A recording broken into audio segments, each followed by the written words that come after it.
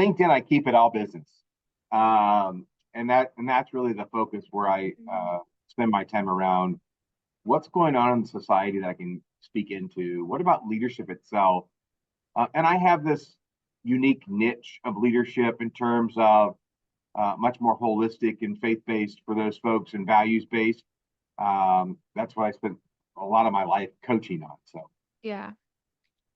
Well, I think, the other thing that comes up for me is you really are building, an influence and trust and authority, um, outside of your, specific role, because I think there's likely many leaders and individuals that you've interacted with over the years who are still depending on you for advice and guidance. That I that's think so. that's the cool thing about what digital space allows us to do. It's sort of like it takes off any sort of limitations almost on the time of our relationships, the distance of our relationships, and allows us to engage just as meaningfully, as we want to.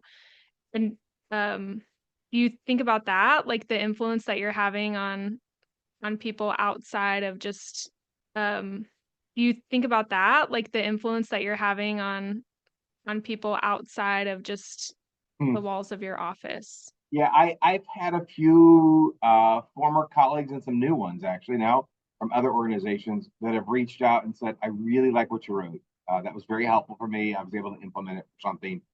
Um, as I look at the Catholic Charities Network across the United States, I hear from a lot more of those leaders now coming in. Yeah. But I do hear from my former colleagues from other organizations who were just like, oh, I miss having those coaching sessions. This is kind of just like having one with you a little bit.